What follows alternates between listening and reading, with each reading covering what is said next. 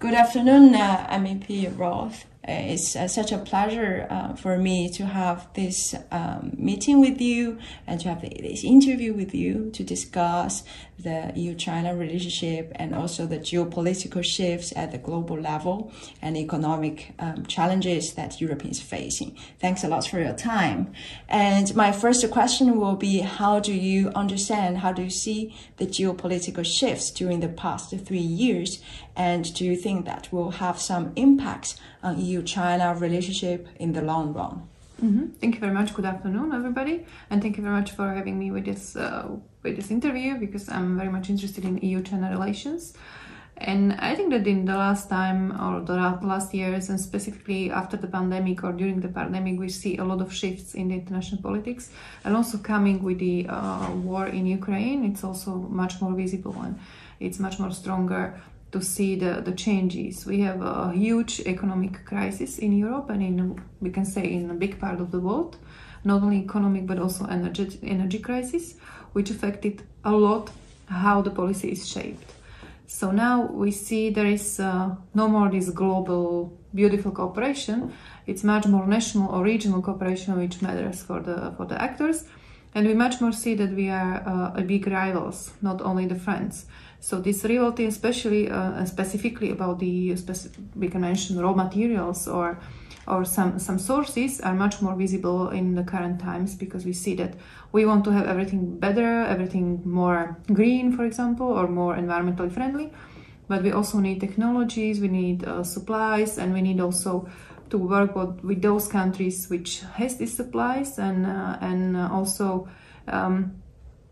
we need to focus much more on our own citizens, not only in European Union, but generally the member states now tend to work much more closely with citizens, because this crisis also it's helping, or it's supporting a different views in the people understanding, and also people are requiring and requesting much more different policies than it was before. So it's no more the golden age. It's really hard work for all the politicians.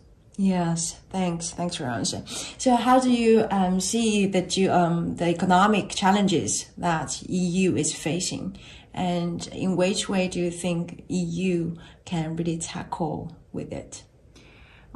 I believe that we need much more cooperation, because we are a huge market. We are one of the most developed and also the most richest places in the world and regions in the world, if not the one. We need to cooperate much more, because we have really a huge problem, specifically, for example, the energy crisis, which I mentioned, and the war in Ukraine, which is on our borders, and it's really on the borders, because also my country, Slovakia, is bordering with Ukraine. We see really like millions of refugees also in our own country. We see the people really flee the war, and we need to take care of them, but also because we want to help Ukraine to survive, we also sacrifice our own goods, our own prosperity for the good of those people, which also leads to some problems and issues back home. So to overcome the crisis, we need to cooperate much more as European Union. It's more important than ever to work with all the regions in the world, because we cannot overcome this alone. And I'm very sad of this current state of relations with China, or with also with the US, because we are very much competing. Who is better? Who is winning those sources, or who is winning the piece of cake? And it's not the good fight. And we would need much more support and cooperate in order to find a way, because we are all responsible. We are the rich regions. There is a huge north-south divide in the world, and we need to support also those people in the south of the world, in southern globe, we can say. And we have also responsibility for them as the rich ones and those who are privileged. So we shouldn't just fight between ourselves, but we should commonly find some ground where we can all agree on. Yeah, thanks. Right now, still a lot of Chinese companies and Chinese students, researchers who are normal citizens, they would like to come to Europe to develop the European market or to study abroad and for their further education. Is Europe still welcoming them? And for a Chinese company, do you have some tips or advices for them if they want to come or they are already here operating? I think that we need much more understanding. Because we Europeans, we see China as one entity. We cannot differ because we don't care so much as we should.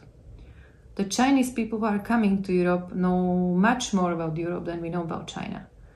It's historic fact. It's also because we are taught in school different subjects. We are not taught about China. It's very low level of education which we have about China. So firstly, we need to know each other much better. And I believe that the Chinese people are still welcome in Europe. Why not? Because if we want to be the global player, we shouldn't just close the doors with somebody. And China is a huge economy. The people of China are very hardworking people. They are very well educated and very clever also, and really like very good people, and we also need these people here in our market to develop ourselves as well, together with China. So what we need firstly is a better understanding of each other.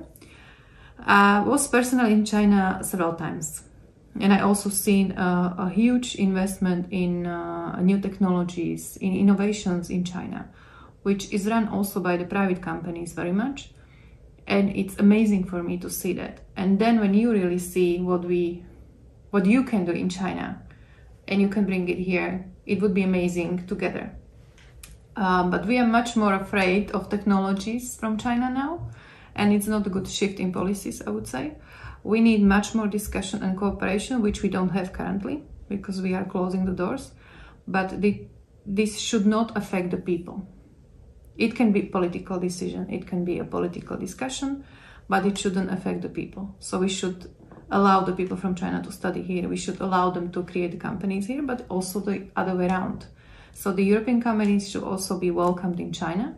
And from what I read, what we are receiving as information, it's quite difficult to set up a European company in China because of some restrictions. And I think it's very important to discuss about this. Especially, I was 2 weeks ago, let's say, there was an online meeting with your president. I was invited to this meeting. It was a very good one. And he had a very good speech about the modernization of policies and how we should work together and how we should respect each other, about the new civilizations, the world civilization, global civilization, how we should respect that we are different but also equal, that we have different histories, we have different experiences, but we should in the end work together in peace. And that was a very strong moment for me to hear also from Xi Jinping that this is the understanding also of the party in China, because it's very important to shift also in the policy, and then we can build on for the next future. Okay. Thanks a lot for your insights, and thanks for sharing with me. It's such a pleasure to have this discussion. Thanks a lot. Thank you very much. Yeah. 谢谢。